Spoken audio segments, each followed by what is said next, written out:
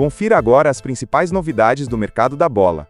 E a gente começa com uma bomba: o Grêmio chegou a um acordo com o Palmeiras e avançou de forma decisiva para a contratação do goleiro Weverton. A informação foi confirmada pelo jornalista Rodrigo Fragoso, da TNT Esportes Brasil. Segundo a apuração, o jogador e seus representantes se reuniram com a diretoria palmeirense e deixaram claro que, naquele momento, o melhor caminho para todas as partes seria o encerramento do ciclo no clube paulista. Nos bastidores, o Palmeiras vinha adotando uma política de renovações anuais com o atleta e tinha o desejo de estender o vínculo até o fim de 2027. No entanto, o Grêmio entrou forte na negociação e apresentou uma proposta mais longa e atrativa, oferecendo um contrato de 3 anos, fator que pesou para o avanço das conversas e a definição do acordo.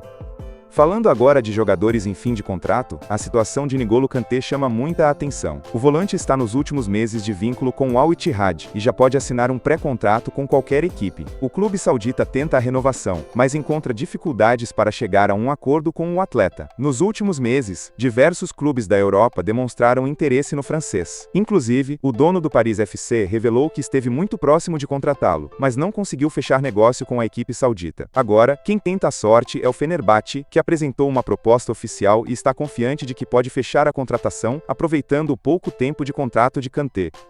E o Liverpool segue muito atento ao mercado e já trabalha com planos alternativos para reforçar o sistema defensivo. Um dos nomes que vem sendo monitorado de perto é o do zagueiro francês Jérémy Jacquet, que atua pelo Rennes. Segundo informações do portal Give Me Sport, o defensor aparece como uma opção concreta caso a negociação por Mark Guehi, capitão do Crystal Palace, não avance. A diretoria dos Reds entende que não pode depender de apenas um alvo, e por isso, avalia cenários diferentes. Jérémy Jacquet é visto internamente como um zagueiro de grande potencial e com características que agradam bastante à comissão técnica do Liverpool. Jovem, forte fisicamente e com boa saída de bola, o francês vem se destacando no Rennes pela consistência defensiva e pela capacidade de atuar em mais de uma função na linha defensiva. Além disso, o clube inglês valoriza o fato de Jacquet já estar adaptado a um futebol intenso, o que facilitaria sua transição para a Premier League.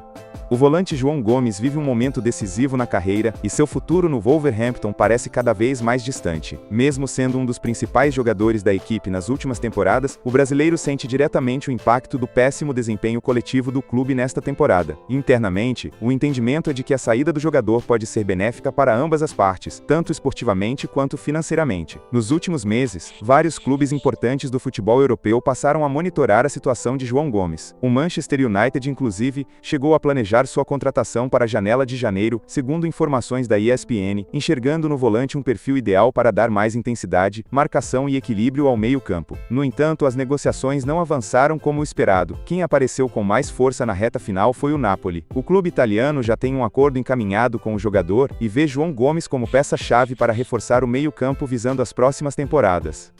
O atacante Yuri Alberto voltou a chamar a atenção do futebol europeu após terminar a última temporada como artilheiro do Corinthians, mesmo em um ano complicado para a equipe paulista. O jogador tem futuro indefinido no clube e, internamente, existe o entendimento de que uma proposta relevante pode selar sua saída. A diretoria do Corinthians sabe que o interesse externo cresce justamente pela idade, pelo histórico recente e pelo potencial de valorização do atleta. Nos bastidores, a Roma surge como um dos clubes mais interessados em sua contratação. Segundo informações da TNT Sports, Yuri Alberto agrada bastante ao técnico Gian Piero Gasperini, que enxerga no brasileiro um centroavante com mobilidade, intensidade e capacidade de pressão, características fundamentais para o estilo de jogo que pretende implementar. A posição de camisa 9 é considerada carente no elenco romano, o que aumenta ainda mais o interesse pelo jogador. O meio-campista Fred vive um momento de incerteza no Fenerbahçe e pode estar cada vez mais próximo de um retorno ao futebol brasileiro. O jogador, que atualmente veste a camisa 7 do clube turco, perdeu espaço recentemente e já não é visto como peça central no elenco. A situação ficou ainda mais complicada após a contratação de Matteo Guendouzi, que chega para disputar diretamente posição no meio-campo e aumenta a concorrência por minutos. Segundo o jornalista Serkan Gazioglu, o Fenerbahçe já se prepara para receber uma proposta oficial do Atlético Mineiro. O clube brasileiro estuda os valores e entende que esta pode ser uma oportunidade estratégica para reforçar o elenco com um jogador experiente, que conhece bem o futebol nacional e que ainda tem mercado. Fred, inclusive, tem uma ligação forte com o Galo, já que passou pelas categorias de base do clube mineiro antes de se transferir para a Europa. O Manchester United segue ativo no mercado, e um dos nomes que ganhou força nos bastidores é o de Marcos Llorente, atualmente no Atlético de Madrid. Segundo o portal espanhol Fichajes, o clube inglês já teria feito uma oferta formal de 35 milhões de euros pelo jogador, valor que foi apresentado oficialmente à diretoria colchonera e agora passa por uma análise cuidadosa. O Atlético avalia não apenas o impacto financeiro da possível venda, mas também o peso esportivo da saída de um atleta tão versátil. Marcos Llorente é visto pelo Manchester United como um jogador capaz de oferecer múltiplas soluções dentro de campo. Ele pode atuar como volante, meio-campista mais avançado e até aberto pelos lados, algo que agrada bastante a comissão técnica inglesa. Além disso, o espanhol tem intensidade, chegada na área e experiência em alto nível, características que o United considera fundamentais para tentar dar mais equilíbrio e competitividade ao elenco.